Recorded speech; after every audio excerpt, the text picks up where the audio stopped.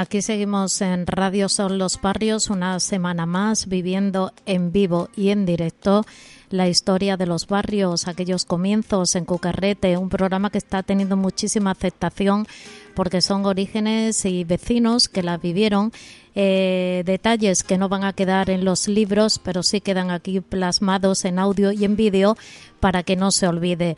Unos programas con invitados entrañables. Un saludito para María, que siempre nos acordamos de la travesura que hacía cuando era pequeña, que ella nos cuenta.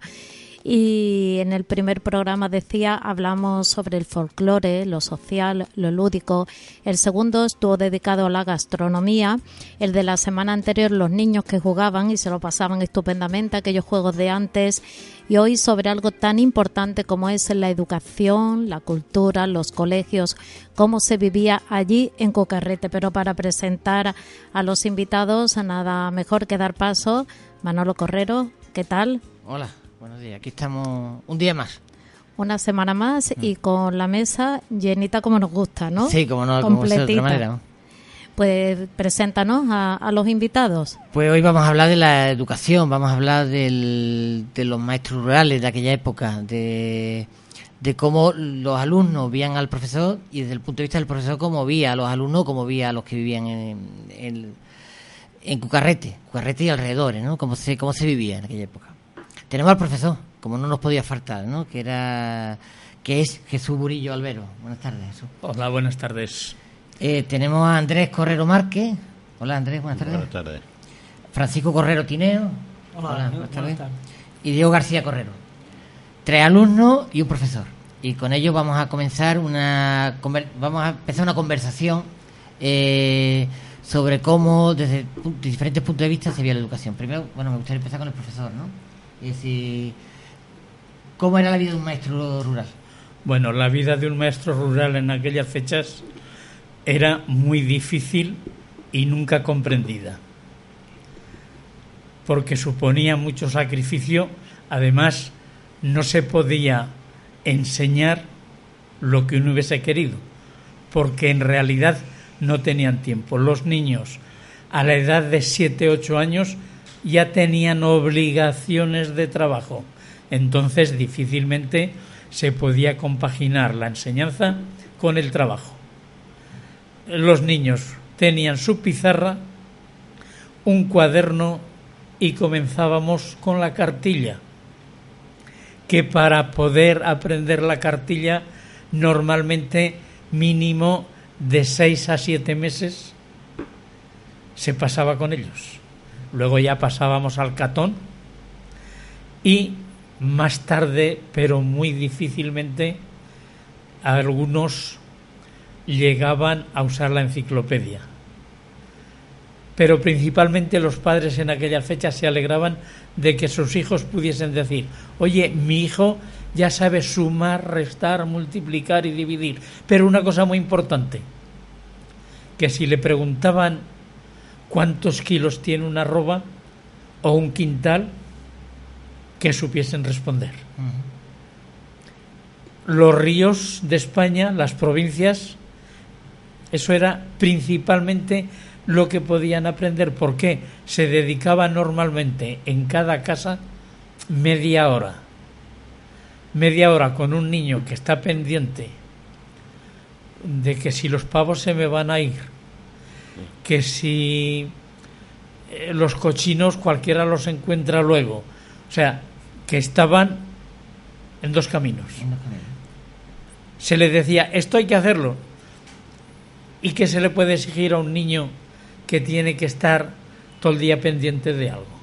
Poca cosa. Andrés, ¿cómo se recibía al maestro? ¿Usted fue a clase? Pues el maestro, pues yo cuando chico de clases no di ninguna. Porque desde chico estaba yo con los animales. Ahora, de noche, sí nos daba clases. Es decir, casi prestado de noche. Ayer, en tu casa, ¿para mí qué era? Que daba clases de noche, dilo tu madre. No me acuerdo cómo se llama el maestro. Nos daba clases allí de noche. Y se reunían varios niños, ¿no? Sí. Cercanos, se reunían y recibían al maestro. Sí, por todos los que estábamos allí. Bueno, todo el que no podía ir de día.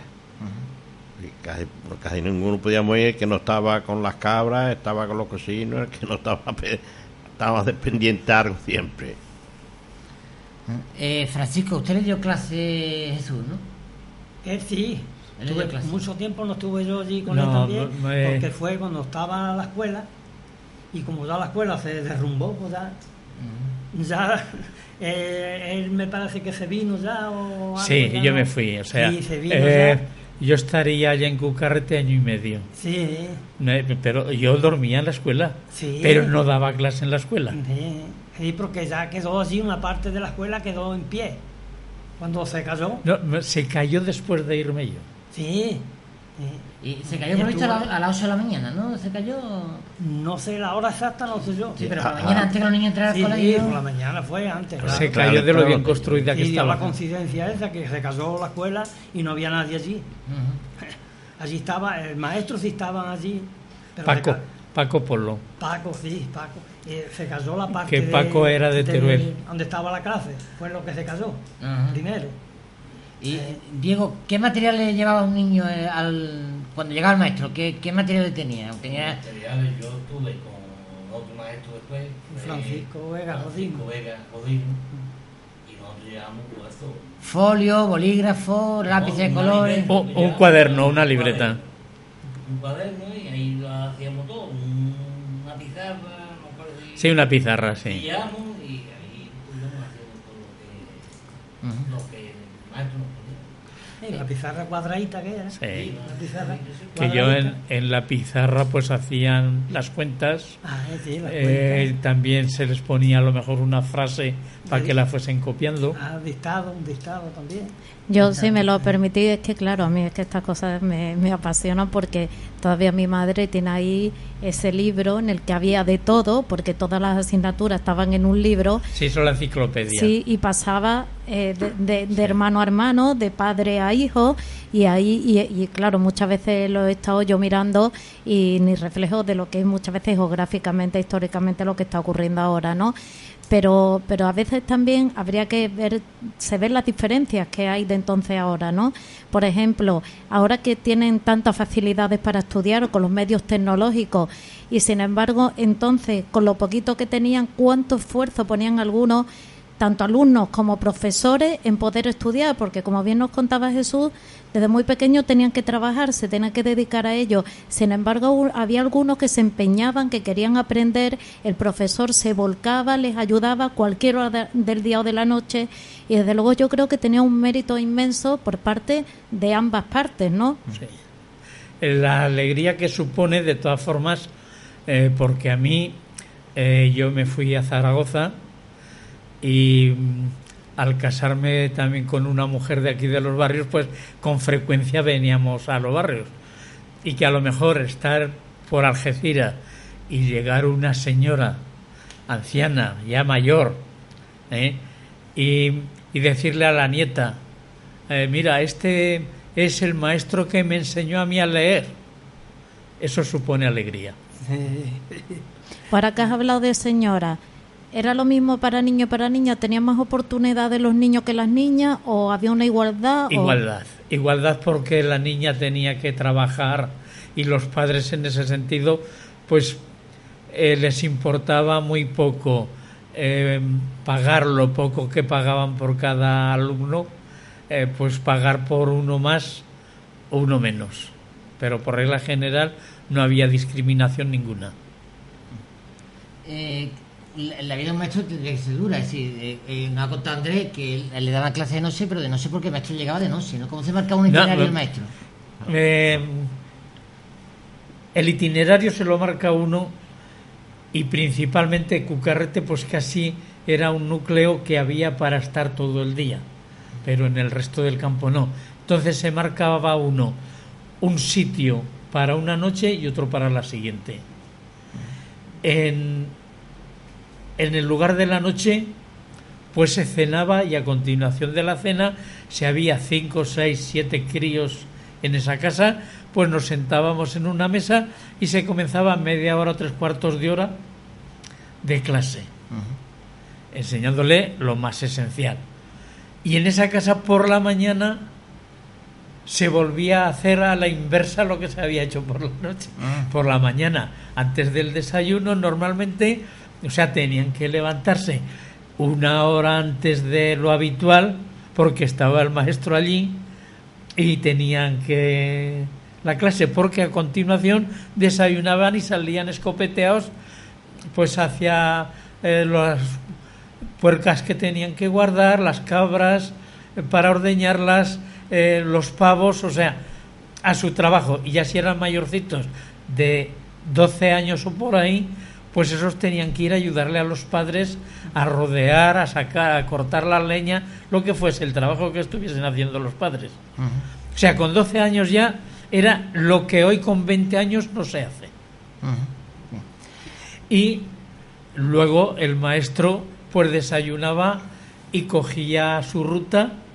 En la casa próxima ya estaban pendientes los niños de que llegase el maestro, se llevaban los pavos o tal para cerca de la casa, se les daba media hora de clase y el maestro pasa a seguir a otra casa. ¿Cuántos kilómetros podían dar un día un maestro? Pues normalmente de 7 a 8 kilómetros. Diarios, ¿no? Diarios, sí. Es decir, con las consiguientes paradas para dar clases. Sí. Yo he salido, por ejemplo, desde lo de Salvador Calvente, allí cerca de Cucarrete, hasta Zanona, hasta lo de Ballestero. Sí. O sea que hay 8 kilómetros. Son unos pocos kilómetros. 8 kilómetros. Tiene que haber más. Sí. 7, 8. Sí. Sí, cortando Valdespera. Y Andrés, ¿a qué edad se incorporó usted al mundo laboral? ¿A qué edad empezó a trabajar? Pues yo de chico. A los 8 años. Pues de chico que tenía que estar mayormente con los cocinos, y después estuvo con las cabras. Pero cuando hablamos de chico, ¿qué edad podemos decir? ¿6 años, 7? Pues 7, 8 años podría 7, 8 años se incorporó.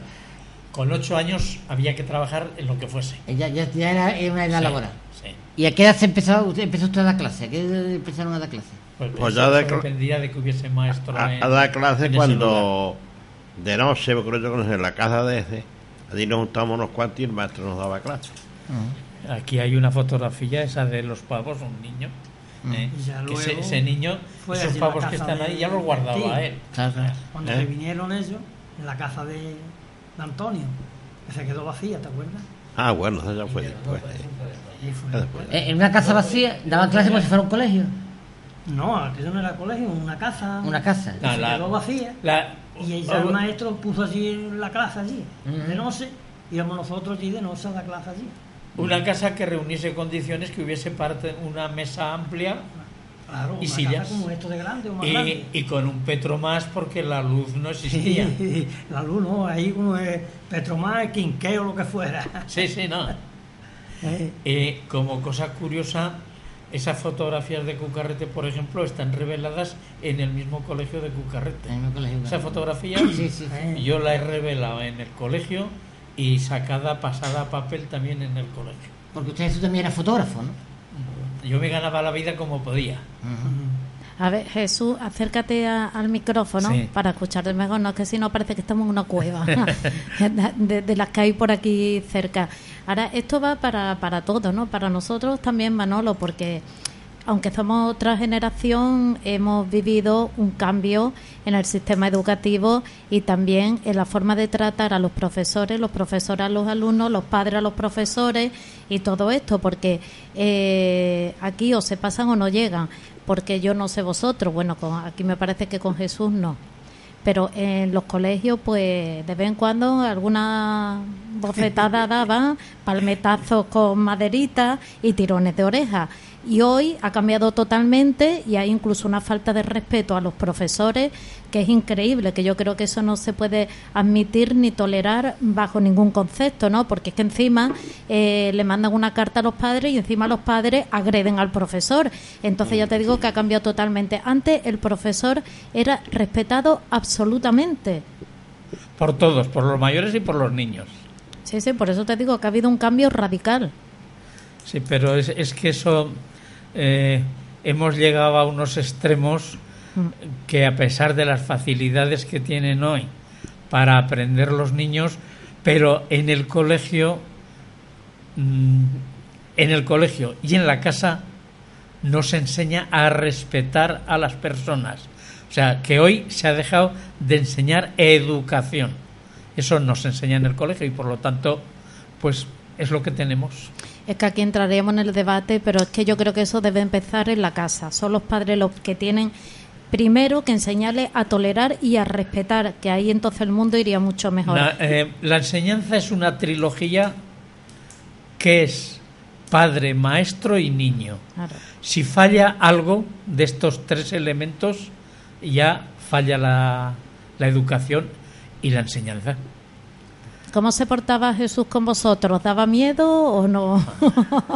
A mí nunca me han tenido miedo ninguno de los niños. No, es más, está como todo. Leña daba también. Ah, sí, ¿no? Bueno, tanto, pero el regañarles era obligatorio a pesar de que uno comprendía que no podían hacer más. O sea, que si, por ejemplo, yo les dejaba en la pizarra para que llenen 15 líneas con una frase y no lo han hecho, indiscutiblemente que hay que regañarles. Pero si ese niño te dice, pero es que los pavos se me iban, ¿qué le vas a decir? Sí, pero la colleja de vez en cuando... No, tanto como eso no. Se la llevaba. Cuando están aquí contigo, no, Jesús, buen recuerdo tendrán. Nosotros a veces éramos peores que él, ¿no, verdad? Sí, bueno, eso no es... Erais niños. Yo ya digo, a lo largo de los 18 años que yo he estado en el campo de los barrios y parte de Alcalá y una chispitita de Benalú de Sidonia, pues no puedo decir nunca que yo haya tenido un problema con padres o con niños. ¿Por qué? Pues porque los padres, en cierto sentido, estaban agradecidos de tener alguien que a los niños los fuese encauzando. Y como tampoco era muy normal, porque al fin y al cabo, por ejemplo, en los barrios el 60% de la población estaba en el campo en aquellas fechas. Y a pesar de eso, aquí en los barrios principalmente, el maestro Kiko y yo es lo que más tiempo hemos estado.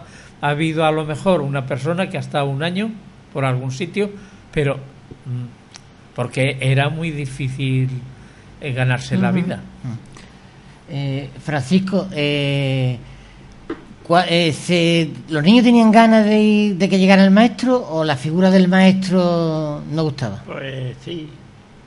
Porque yo de noche cuando iba de noche, pues yo me gustaba ir un rato allí charlo, hombre, para aprender algo.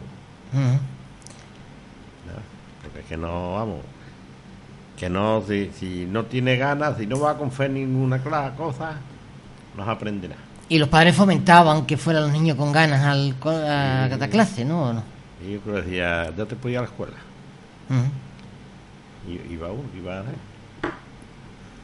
Después está todo el día cuidando pavos, cuidando pavos, cuidando cochinos, cabras y de todo había que cuidar. Y ya, por ejemplo, allá en Cucarrete todos los calventes tenían, bueno, y los mariscales también tenían algo de tierra, me parece, que sembraban. Sí. O sea, que también tenían que ir a las labores de siembra. Por la noche, cuando la sementera, pues darles de comer a las vacas para que al día siguiente pudiesen arar, o sea que... Había que darle de comer al ganado, de noche también, porque de día estaban arando, desde que tenía unos 13 o 14 años, hasta uno arando también, con la junta ya. Arando, y luego después de clase no tenía que ir a... Y después a lo mejor, de noche, ya por la tarde, cuando la soltaba, había que darle de comer. Y después de noche, a lo mejor a las 10 por ahí, pues, a dar clase. A las 9 o las 10. Los que tenían 12 años tenían que estar trabajando, bien en las leñas o bien en el campo. Ya era más complicado darle clase a lo mejor, ¿no? Por eso la noche se aprovechaba en sitios donde había más núcleo de mayores. ¿En Cucarrete se daba clase en un punto solo o se daba clase en varias casas? En varios. En varias casas, había una casa y iba a otra. Casas, sí. Con lo cual se tiraba allí un montón de horas, ¿no? Sí, Cucarrete pues prácticamente era todo el día allí. Y los niños se reunían, varios niños en una casa, varios niños en otra. Principalmente, pues a lo mejor los de la misma familia, a lo mejor no había nada más que uno, pues a lo mejor se reunían 2 o 3 primos en la misma casa. Pero normalmente allí en Cucarrete, a pesar de estar la escuela, yo nunca di clase en la escuela, sino siempre en las chozas. En las chozas. Las chozas. Y Andrés, estaba diciendo Francisco que él daba clase en su casa, que iba a su casa a dar clase. Yo no recuerdo de lo que iba a clase, era en la casa de un tío mío, que se han venido para abajo de edad. Entonces allí sí nos reuníamos todo lo que había los niños de allí, que eran por la noche, porque no entendía como decía este hombre, estábamos trabajando o estábamos cuidando animales nos contaba, y ahora vamos a empezar un poco más lúdica, ¿no? Nos contaba María la semana pasada que a ella le dio clase un maestro que era sordo y un poquito sordo, y entonces los niños decían una cosa diferente de lo que ponían, pero un poco como riéndose del maestro, porque los niños son niños en todas las épocas, ¿no? Y el maestro pues lo daba por bueno porque no se enteraba bien y tal, que hacía un poco, no siempre, pero a veces hacían esta gamberra típica. ¿Te acuerdas, Andrés, de alguna gamberra en concreto que haya hecho al maestro o en clase o te desportó mal? ¿O eras muy boncito tú, Andrés? Allí éramos todos buenecillos. Éramos todos buenos. Allí, algunas veces de noche, según montábamos algunos 2 o 3 y empezábamos a jugar y eso es poco que hacía. La noche, el maestro ya nos arrestaba, nos daba una varita que le llegábamos nosotros mismos y ahí nos parte. Sí, porque estaban los niños, como siempre son niños y son inquietos y es normal, ¿no? ¿Y usted se acuerda de algo, Francisco, de algo de...? Sí, bueno, de eso, lo mismo de eso, allí en la escuela aquella, que estábamos nosotros allí estudiando y eso, y el maestro pues nos ponía allí las notas también y teníamos que copiarlo todo, y iba hablando, diciendo las palabras y nosotros escribiéndolas también. Allí hablábamos, había exámenes con tinta también. Bueno. O algo que no, estaba hablando, perdona que es que te interrumpí, creía que habías terminado, no, que como estaba ahí, que yo veía con un empeño en aprender, ¿no? Pero después eso se veía reflejado en algún certificado, en algún examen, algo. Nada. ¿Usted tuvo la satisfacción de que algún alumno se presentara, por ejemplo, para una posición de Guardia Civil, aprobara? Sí, bueno, de Cucarrete mismo, por ejemplo, que les he dado yo clase, me parece que llegaron a ser guardias civiles 3. Sí. Luego... se llegaba a una formación muy decente, entonces sí se... Sí, bueno, pero... o sea, el que ha tenido un interés propio, porque yo, por ejemplo... Pues uno para municipales, pues ese, y yo ya le di clase específica de artículos y cosas, pues, no, mira, esto te lo tienes que aprender, tal y esto tal. Hubo otro muchacho que a lo largo del tiempo, que por ejemplo, pues algo de mecánica del automóvil, la estudió bajo un curso por correspondencia, pero que yo me encargaba de, oye, esto, tal. O sea, que el que ha tenido interés llegó a obtener. Y yo, por ejemplo, para la comunión, por ejemplo, pues también en las Algamitas, durante 2 años el cura de Benalú de Sidonia vino a dar la primera comunión allí a las Algamitas. O sea, que hay una fotografía, está ahí de... Si un niño no aprendía las 4 reglas, si una persona no aprendía las 4 reglas, bueno, ¿cómo se defendía? Las 4 reglas prácticamente el que haya estado un maestro por lo menos año y medio, lo que es sumar, restar, multiplicar y dividir con más agilidad o menos, sabía. Lo que ya, por ejemplo, pues no llegaban a poder estudiar quebrados.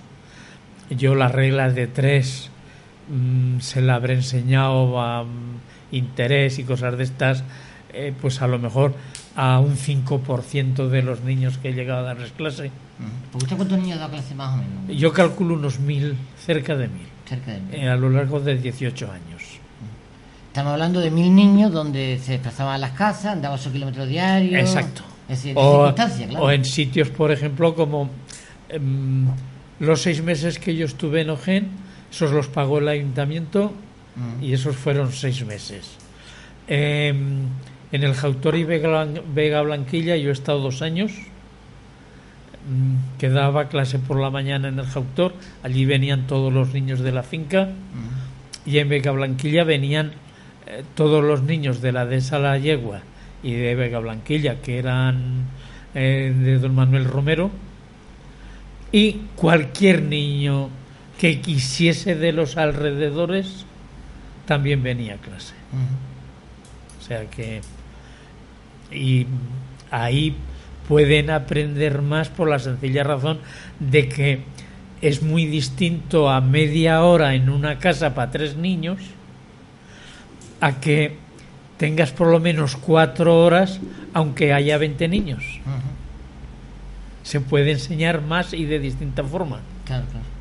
Lo que está claro es que el maestro estaba en plena forma. Sí, porque con todo lo que andaba, desde luego, a la vez hacía ejercicio. Pero esto ya es una curiosidad mía, ¿eh? Nos decía Francisco que os hacían dictado, vosotros copiabais lo que os iba. ¿También os castigaban como a nosotros diciendo poned 1000 veces esto no se hace, lo otro no? No, porque eso no era factible. Eso no es pedagógico, no. No, es que no era factible el decirle a un niño que sabe uno que en el momento que tú te vayas va a salir corriendo detrás de los pavos en busca de las cabras o los cochinos. No se le puede decir, oye, eso tienes que copiarlo 1000 veces. Eso es hacerle perder el tiempo. No se podía. Francisco, la libreta, los lápices, ¿a quién se le compraba? Porque hoy vamos a la librería y compramos lo que nos haga falta, pero entonces ¿cómo se compraba? Eso, estando yo me encargaba de traerlo, ¿no? de todo ello, sí. O sea, que igual pizarras, yo venía a los barrios con alguna frecuencia, cuadernos, pizarras, lo que hiciese falta. ¿Pero se lo dejaba el niño o se lo llevaba usted otra vez? No, solo los padres, si valía 50 céntimos o 20 céntimos, me daban los 20 céntimos y ya está. ¿no?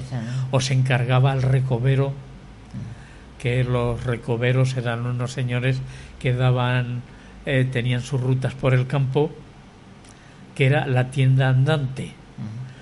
El recovero pues llevaba azúcar, café, compraba los huevos a cambio del azúcar y el café, y a esa persona le decían, oye, para el próximo viaje tráeme hilo negro y hilo blanco. Y para esa casa, el viaje siguiente, pues le traía a esa señora hilo blanco, hilo negro, lo que le habían cargado, agujas. Francisco, ¿se acuerda usted el nombre de algún recovero de la zona? Recovero, a uno de que decía Cristóbal Sosero. Sí. Que por cierto, a veces las cosas de la antigua y Fernando Mariscal también prácticamente fue recovero, o sea que. Y luego Miguel, que iba con la bicicleta al principio hasta la Polvorilla, también, o sea que cogieron al burro, ya ves, con los huevos y no sé lo que le hicieron, fue Inés Venturrillo, Luis Carventi y mi hermano José. No es que el burro se iba a soltar las patas y me rompió todos los huevos. Sí. Y le tuvieron que coger y pegar. Sí, eso nos lo contaba María la semana pasada, que asustaron al burro, el burro empezó a patar, le rompió todos los cántaros, los huevos y todo lo que llevaba. Inés Venturrillo a Luis Carventi le decía el paraíso, como tiene tantos hijos, y a la hija le decía la putilla, y mi hermano José le decía el cabrón. Sí, bueno, eso son en el campo ha habido muchas historias, muchas cosas. Por ejemplo, a mí mismo yo he tenido que ir desde el Jautor hasta la línea de Jimena para sacarle una fotografía a una abuela para poder prepararle el carnet de identidad para poder cobrar la pensión, cuando se comenzó a poder cobrar y esas cosas. Que está de ese cortijo, me mandaron un caballo, vino un señor de allí, y además vino la pareja de la Guardia Civil conmigo, y por una fotografía, pues dentro de lo poco o mucho que pudiese tener aquella familia, nos mataron un pollo y nos pusieron una comida en agradecimiento, ¿no? En agradecimiento.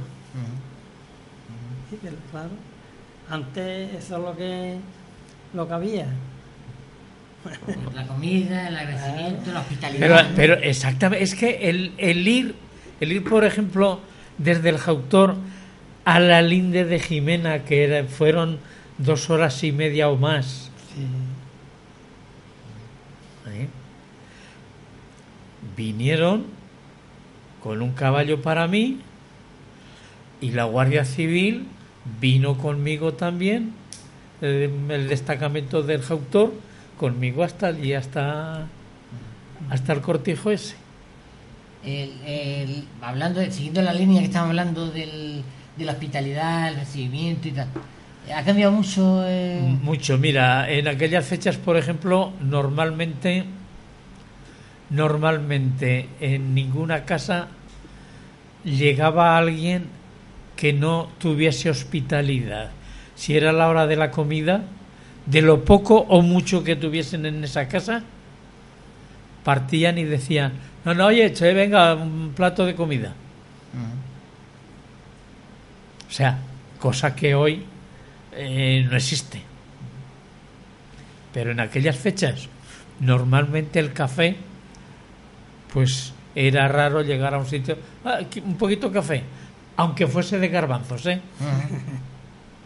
que por ejemplo eso hoy no lo conciben, que aquí en el término de los barrios se ha tomado mucho café, pero eran garbanzos tostados. Eso ya no, a mí me ha dejado, eso no lo conocía yo, No, yo sé que eso no lo conocía. Y otra cosa que te voy a contar ahora, que probablemente, aunque lo hayan comentado, no entra en la cabeza. Yo he visto una mujer, en más de una ocasión, dar a luz, y a las 3 horas esa misma mujer estar lavando en el arroyo que pasa cerca de su casa, estar lavando la ropa que se ha ensuciado en el parto. Eso lo hacía mi abuela y todo eso no lo han contado, que lo hacía la mujer. Pero eso no lo creéis hoy. Yo sí me lo creo porque yo digo que la fortaleza que tenían ellas es que nos hemos criado muy cómodas, y yo lo digo y lo reconozco. Ellas parían y tenían que irse a seguir trabajando, a cuidar del otro hijo, a cuidar del marido y a cuidar de la casa. Y nosotros nos quedamos en casita y que nos miren y todo eso, esto, ¿no? Se cuenta hoy y te dice una mujer: venga, hombre, no me cuentes cuentos. Que recién parida, a las 2 horas estar lavando la ropa que se ha ensuciado. Eso no lo hago yo ni borracha. Bueno, yo creo que nosotros ahora tampoco. Yo siempre lo he dicho, que admiro a las mujeres. Yo conozco a las de mi familia, de las otras generaciones, primero porque sabían hacer de todo. Y nosotros ni el crochet, vamos.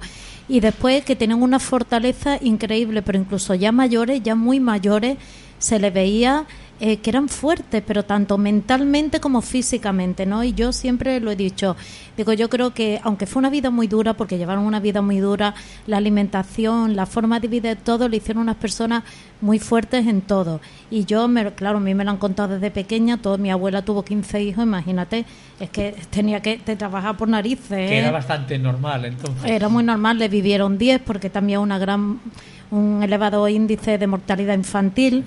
Entonces vivieron 10, pero 10 hijos, para sacar adelante 10 hijos, pasar toda la noche, porque a los que iban al colegio, que estaban en ciudad o en pueblo, pues se pasaba la noche lavando el babero, que solo tenían uno, planchando con plancha de carbón, sin dormir, para que el otro día fueran limpitos los niños. Y los pañales secarlos en la candela todos los días. Mira, Jesús, esto he mirado en internet, Manolo, es que Manolo tiene una fotografía ahí que son un documento histórico único. Después nos vas a hablar un resumen de lo que has visto en ella, ¿no? Yo miro en internet y me está dando hasta nostalgia, ¿eh? Lo de la Enciclopedia Álvarez, el Catón, sí. Y como pues poemas que hacían a los maestros en aquellos tiempos, y uno de ellos dice: pasa más hambre que un maestro de pueblo. La Enciclopedia Álvarez y Dalmau Carle, que eran las dos enciclopedias que existían entonces, las han vuelto a publicar ahora, ¿eh? Sí, están a la lo venta. He visto. Aquí viene la Enciclopedia Dalmau, dice que era maravillosa en blanco y negro, y que era el único libro texto para varios cursos. Se enseñaban nociones varias. Lo mismo la de Álvarez que la de Dalmau Carles, la Enciclopedia Tercera o Superior, eso era un conjunto de conocimientos superiores a lo que estudian hoy en el bachillerato. Yo tengo una Enciclopedia Álvarez en casa, del año no sé si 40, 50, Pero no sé si será la superior, porque es que había 4. Es que ahí no, pero cuando vaya lo voy a mirar, porque la tengo yo como era un paño, eso ahí guardadito. Sí, no. Son libros de un valor incalculable. Y es verdad que empiezas a mirar y había mucho contenido en esas enciclopedias, que aprendías de todo. Ya digo que los conocimientos superiores a lo que hoy es el bachillerato. Yo creo que entonces, yo no sé, porque yo tengo, ya digo, otra generación, pero por ejemplo, geografía, a nosotros nos ponían un mapa sin nada, y ahora tenemos que ir poniendo los nombres, clavándolos donde estaban los ríos, las montañas, las ciudades, y aprendíamos un montón. Sin embargo, en los últimos estudios, por ejemplo, a niños de bachiller de Madrid le preguntaron dónde estaba Guadalajara y lo ponían en Galicia. Entonces, ante eso, tú dices que estás fallando aquí, ¿no? Pero es que, como he dicho yo antes, las humanidades hoy no se estudian en ningún sitio. Y mientras la filosofía, pues también se ha descartado. Es verdad. Si es la base de la persona humana,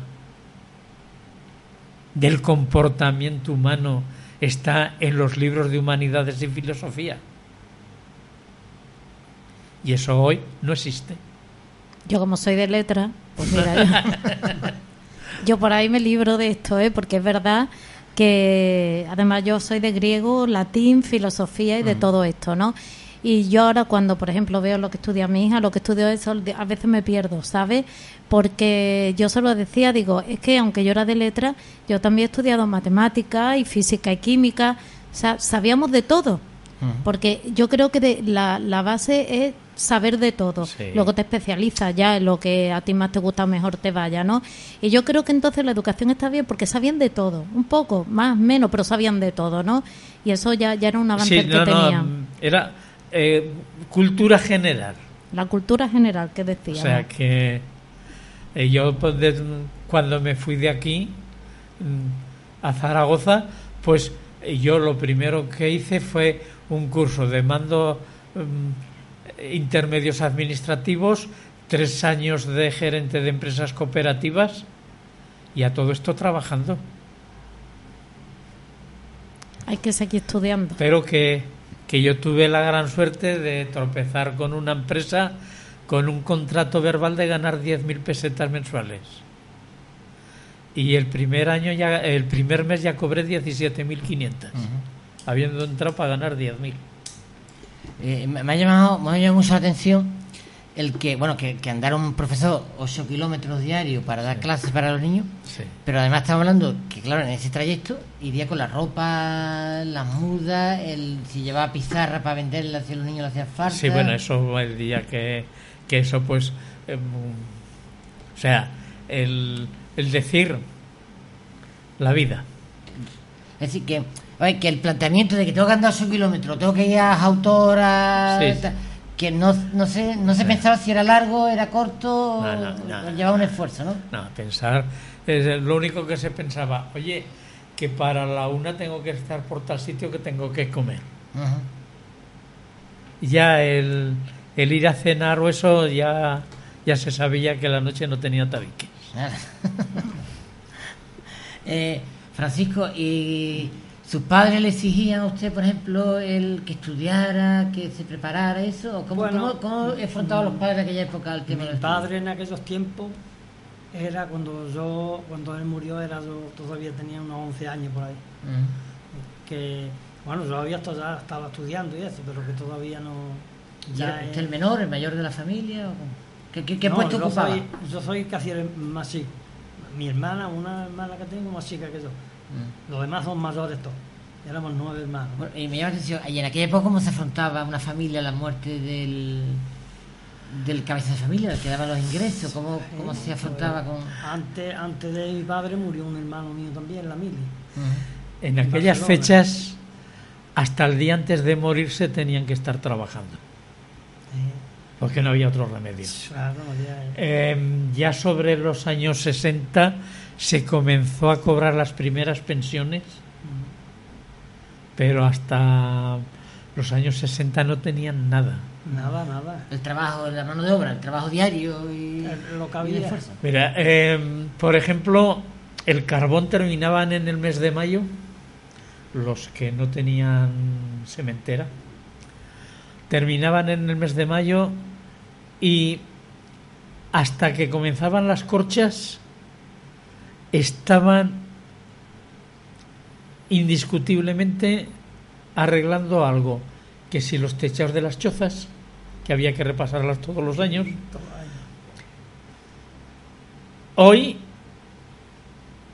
tienen fiesta, bueno, hoy yo digo que sin trabajar viven mejor que antes trabajando. O sea, eso lo digo yo con la boca llena. ¿No? ¿Hoy sin trabajar? Sin trabajar, viven mejor que antes trabajando. No lo comprendo, he perdido el hilo. Es decir, que una persona que no trabaja siempre estará mejor que otra que trabaja, ¿no? Pero que hoy sin trabajar... en cuestión económica. Viven mejor que antiguamente trabajando. Vale, eso sí. O sea, que en aquellas fechas un hombre trabajando vivía peor que hoy ese que dice que no tiene trabajo y no trabaja. Pues ese vive a cuerpo de rey, comparado con aquella época, con aquellas fechas.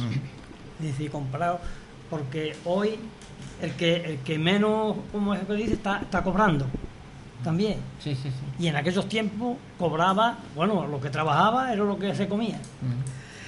Cuando cobraban el carbón, que en el mes de mayo terminaban los ranchos, habían ido recibiendo dinero a cuenta de ese trabajo. Y muchas veces aún quedaban pringados para el año siguiente. ¿Sí? Y los que iban comprando el carbón, muchas veces tampoco tenían dinero para pagarlo. No. Y tenían que estar esperando a lo mejor un día y otro para poderlo cobrar. Y sí, que lo vendieran para poderlo pagar, ¿no? Claro, cuando ellos lo vendieran, entonces lo pagaban también. Claro. Ahora, yo he conocido un caso muy curioso aquí en los barrios. Un hombre que daba dinero para los ranchos, a los carboneros, y no sabía ni firmar, ni hacer un número, ni nada. Pero en la cabeza tenía: ese me debe 2.000 pesetas, este 3.000, este 1.500. Y bueno, lo que usted dice ahora es muy importante, porque entonces, la base era se va en la mano y ya había una palabra dada, no hacía falta un recibo, ¿no? No hacía falta recibo. Estaba hablando de una época, hoy eso es increíble. Hoy no se puede pensar que alguien te dé las manos, que tú le das 1.000 pesetas y que luego se acuerde. Es que la palabra valía. La palabra valía, ¿no? Dar tu palabra. A mí han sabido pedirme 2 pesetas para invitarme a tomar café conmigo. O sea, estar aquí en los barrios, por ejemplo, y decir: oye, que tienes 2 pesetas que prestarme. Darle las 2 pesetas y ser para pagar el café que me iba a invitar a mí, y a lo mejor pues para pagar la valenciana para irse para arriba. ¿Y al maestro muchas veces le pagaban en especie, con gallinas, o era con dinero? A mí nunca. A mí, por ejemplo, pues si tenían que darme 3 pesetas o 5 o 3, lo que fuese. Oye, que no puedo aún, pero... Yo le escuchaba a Jesús una anécdota que, me gustaría que lo contara, si no le importa, que tenía un dinero en un llavero, ¿no? Sí. ¿Cómo era esta historia de eso? En un llavero yo tenía una moneda de 25 céntimos de aquellas fechas. Y yo siempre decía, mientras esta moneda no tenga que gastarla, pues no tengo necesidad de nada. ¿Por qué? Porque se conformaba uno con lo que tenía. Claro. Es decir, todo el capital, toda la riqueza residía en una moneda de 25 céntimos. Dicen que no es más rico el que más tiene, sino el que menos necesita, ¿no? Exactamente. Y yo creo que aquella época se ajusta perfectamente a esta frase. En aquel entonces lo que tenían era lo que ellos necesitaban para vivir. Y yo digo, aunque estamos reconociendo una vida muy dura, de mucho trabajo, la verdad es que ellos eran felices, por lo que hemos escuchado también en otros programas, porque también he tenido sus fiestas, sus encuentros con la familia, con los amigos, sus matanzas y todo esto. Era una vida, aparte de muy sana, en la que eran felices porque se conformaban con lo que tenían, ya estaban bien, ¿no? No como ahora. Yo creo que una de las lecciones de todo este camino que estamos dando a través de Cucarrete, de la vida en aquella época, una de las lecciones de vida más importantes, que he aprendido yo, es lo de las 25 céntimos para mí es una lección de vida total, de filosofía de vida, ¿no? Sí. Uh-huh. Y ves, por ejemplo, ahora no existe fiestas que podamos llamar fiestas, no existen. Pero antiguamente, por ejemplo, el Viernes Santo se consideraba quizá el día del año que era de fiesta para poder salir por el campo, o sea, viviendo en el campo, salir en el campo. Ese día era sagrado. Sí, era sagrado. No sí, se ese trabajaba, día no se trabajaba. Se iba a pescar la garganta. Ese día no se trabajaba. Y a los encerros de las vacas se le ponía para que no sonaran. No, eso ya Eso es. llegado yo puse en el campo. Sí, eso no. pero eso ya es. Luego, por ejemplo, otra de las cosas, la Cruz de Mayos normalmente hasta los años 40 por ahí, por esta zona lo celebraban en muchos sitios. Y ya se dejó de... Lo mismo que el Chacarrá, hasta los años 55 por ahí, el Chacarrá en el término de los barrios estaba Cucarrete, Ojén y Zanona, así como la Polvorilla, que era núcleo más, no era típico el decir una fiesta de Chacarrá. Y en cambio, Zanona, Ojén y Cucarrete era el único sitio que, según he leído yo, que esto no me lo he leído, que era al final del Chacarrá, era el único sitio que existía el Chacarrá agarrado. De eso estuvieron hablando aquí, sí. Ya no contó el profesor Ignacio en la primera. Que sí, fue muy interesante. No, es que hay cosas que son muy curiosas. Yo esto no lo he conocido más que por haberlo leído. No, yo sí lo he conocido eso. ¿Usted lo conocía, no? Yo sí. El Sacarrá agarrado y suelto. Pero el agarrado era aprovechaban para el agarrado los chicos, solamente los era es en Cucarrete. Sí. No ni en Tarifa, que Tarifa es donde el Chacarrá siguen más con más auge que aquí, porque aquí se ha muerto. Nosotros en el centro de día se consiguió que el ayuntamiento pagase a una mujer para que enseñase Chacarrá, y como ya vinieron los malos tiempos, pues dejó el ayuntamiento de pagar y también se perdieron las clases de Chacarrá. Claro. Pero que eso es una cosa que fui yo también el que luché porque se consiguiese. Yo no sé, Manolo, yo me estoy dando cuenta con esto de que Cucarrete era como una isla, era como la República Independiente de mi casa, ¿no? Del anuncio, o sea, era algo aparte. No, es que Cucarrete era el único núcleo existente que en cosa de 300 metros cuadrados o un poco más vivían 200 personas. Porque ya luego se decía la Lagunilla, a lo mejor la Lagunilla, porque se salía de Cucarrete la Lagunilla. En la Lagunilla habría pues a lo mejor 7, 8 familias, pero de la una a la otra a lo mejor había 200 metros, pero Cucarrete no, es que era una choza a continuación de la otra. Así se montaban las cosas que se montaban, porque aquí en los programas anteriores nos han contado primero la unión que había entre los mismos vecinos en la fiesta o en los problemas o en todo lo que necesitara. Y después, aparte, que los otros días estaba, esto que no se me fa decir, lo está escuchando, porque hay mucha gente escuchando.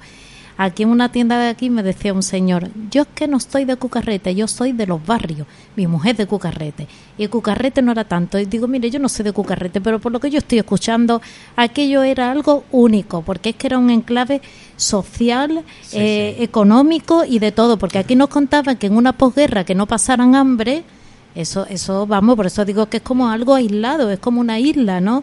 Lo que era Cucarrete, y a mí cada vez me apasiona más saber de esto. Ahora, en todos los sitios donde había una choza o tal, el arroyo pasa cerca o un manantial está allí mismo a poca distancia. Me encantaría haber siempre visto el agua es lo esencial. Claro. A ver, porque una choza necesitaba su huerto. Sin agua no hay. Aquello tiene que ser una maravilla, de verdad. Yo antes de que termine, me todavía queda un poquito, por curiosidad, ya que fue vuestro profesor, a ver, Andrés, Francisco y Diego, después, ¿a qué os habéis dedicado vosotros ya en vuestra vida? Francisco, ¿usted qué se dedicó? En su vida, ¿a qué se ha dedicado luego? Bueno, yo me he dedicado a trabajar, nada más. Pero bueno, la construcción, a los animales. A la construcción, pero después... Bueno, después pues ya una vez que nos vinimos aquí... Ya eso es lo que te pregunta, que a qué te has dedicado. Normalmente todos se han dedicado a la construcción. El que no tuvo la suerte de colocarse en las 2 o 3 empresas importantes que había, a la construcción. Ha habido algunos que han seguido en el campo, pero muy pocos. Yo ya después del campo me he ido a lo mejor a las Corsas, algunos veranos. Sí, bueno, pero pero todos los de la construcción se han ido a las Corchas, porque en las Corchas ganabais un dinero que no se ganaba. Que no, claro. Ya no era igual. ¿Y usted, Andrés? Andrés luego. Ahora, igual que Francisco. Yo lo mismo. Lo de la construcción, a las Corchas cuando está parado, he ido a las Corchas. Lo de las Corchas. Otra cosa curiosa, la comida en las Corchas, el lebrillo y cuchara y paso adelante y paso atrás. Eso también es cosa que yo me acuerdo en una ocasión allí en Zaragoza, en una clase que había de relaciones humanas, y teníamos que hablar de algo. Cuando yo conté varias cosas de aquí de Andalucía, me hicieron por lo menos por 3 veces repetir en ocasiones parte de la vida de Andalucía, porque hay cosas que no se conciben sin haberlas vivido, y cosas que se vivían en aquellas fechas. Entonces, en Zaragoza, como usted contó lo de cuchara y paso trago, estuvimos aquí hablando otros días, eso no se vivía allí. No, eso no. Bueno, cada sitio tiene, porque yo conozco también bien Zaragoza, y también hay cosas de allí que me sorprendieron muchísimo, porque yo decía, anda, que después decimos que en Andalucía, ¿no? Pero eran cosas curiosas que tenemos. Lo que pasa que sigo pensando que soy andaluza y orgullosa de serlo, ¿no? A medida que nos adentramos en ese mundo único de Cucarrete, pues descubriendo muchas cosas que eran únicas allí. Cada pedazo de tierra en España, si se viaja, se puede uno fijar que cada 200 kilómetros cambia el terreno, la configuración del terreno cambia. Todo eso hace que un pueblo de Extremadura sea distinto a un pueblo de Huesca y distinto a un pueblo de Andalucía. En la provincia de Cádiz, por ejemplo, tenemos aproximadamente 50 pueblos, 52 o 53 me parece que son. En cambio, en la provincia de Teruel o Huesca son en superficie de terreno iguales aproximadamente, y allí pues son 250 o 300 pueblos. Pero claro, son pueblos que tienen a lo mejor ahora 10 vecinos. El pueblo que subsiste. Uh-huh. En mi pueblo de niño éramos 3.000 y ahora hay 460 de hecho.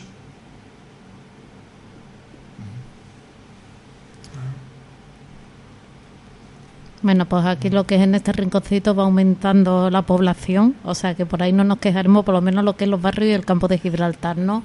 Hay gente, no nos va a faltar, que es lo bueno. Vamos, dentro de nada despedimos el programa, nos quedan 3 o 4 minutos, así que no sé, Manolo, ¿se te ha quedado algo pendiente así por...? Bueno, a mí me gustaría que Francisco, si es posible, explicara cómo era una vivienda, porque hemos hablado de la vivienda, donde estaba clase, así de forma rápida, cómo era una vivienda en aquella época. Una choza, ¿cómo era? Aquella era una sombra larga y tenía fuera techada de palma. Creo que todos los años he cortado las palmas para atizarlas, para que no se mojara. Uh-huh. Era palma, piedra en la parte baja. Esa de piedra y barro. Piedra y barro. De piedra y barro. Y pues ahí todos los años veníamos aquí a Bocanegra a cortar las palmas para atizarlas, para que no se mojara. Uh-huh. ¿Y así eran todas? Así eran todas, ¿no, Francisco? Sí, bueno, estaba el chozo y la choza. Y había algunas tenían la caza de lata, sí, que nosotros la teníamos, pero menos porque era más calurosa, era más. Pero más no todos complicado. tenían lata. Sí, no. No tenían lata de. No, las latas eran porque le ponían las latas, porque la mía también era de lata, y después para que no se cardeara tanto, sí, en el verano, pues le pusieron las palmas. Sí. Y porque en el verano siempre se cardea más. Es que con las latas no se puede estar en el verano. Por Dios, claro. Qué angustia pensarlo. Además que tienen todo el día encendido el fuego.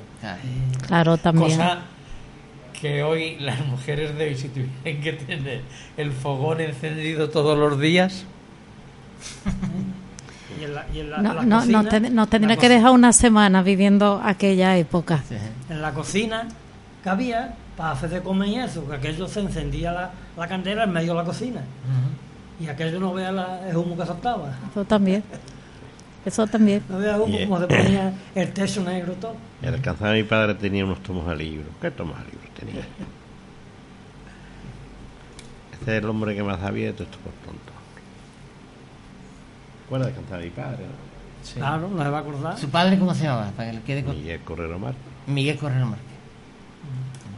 Y una pregunta que está hablando de las palmas en el techo y cuando llovía, tormentas y todo esto. Otra de las cosas que se está perdiendo, la palma ahora ya no hay gente que sepa trabajarla. No, poquísimo. Trabajarla es que ni la palma se está perdiendo. Esto te lo puedes quedar, o sea que es que no se puede llevar al campo y no se puede ni cortar palmas siquiera.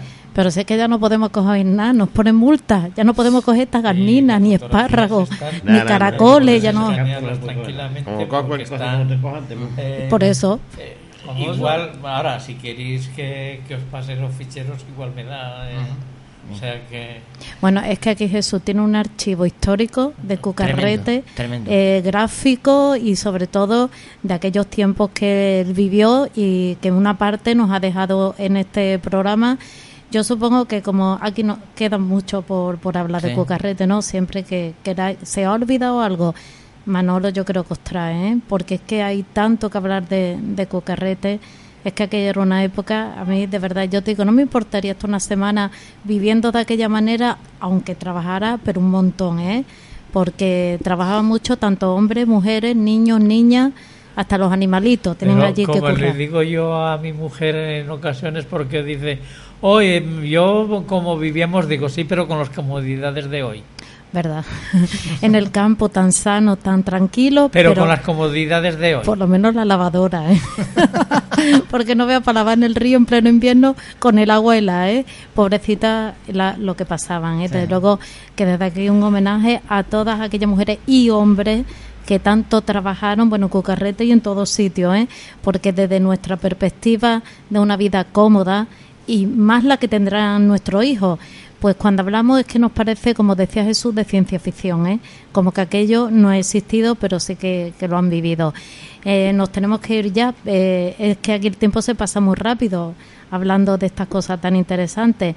Manolo, tú ya para la próxima semana ya traeremos otro buscarás tema, los invitados. Y a Jesús ya lo traeremos otro día, porque Jesús, aparte de dar hoy, que nos ha hablado de la educación, también nos tendrá que dar lecciones de vida, que era importantísimo. Porque... La filosofía en Cucarrete. Sí. La escuela cuando se cayó y que hace el testero de la Virgen. ¿El que se cayó qué, Francisco? En la escuela, que al caer se quedó como se cayó una imagen de una virgen. Una virgen que había allí, se cayó todo y se quedó la virgen. Y se quedó solo la virgen allí, ¿no? ¿Ves? Es que quedan muchas cosas por saber. Cada vez que abrimos un cajón nos encontramos otro y otra cosa entre el cajón. Empieza a apuntarte. La Virgen la recogieron, la Virgen la tienen. La Virgen la tiene, pero ahora mismo las quieren recoger, porque la que la tiene no lo van a donar a la iglesia ni nada. No. Las quieren recoger para ponerla allá arriba. Nada, otro tema apuntado. Otro tema, la religión, que también es importante. Sí, bueno, pero es que yo no sé cómo está Cucarrete en este momento, una comparación, pero que en Cucarrete, con los medios de hoy, aprovechando el agua que se puede recoger, una especie de casa rural sí sería interesante.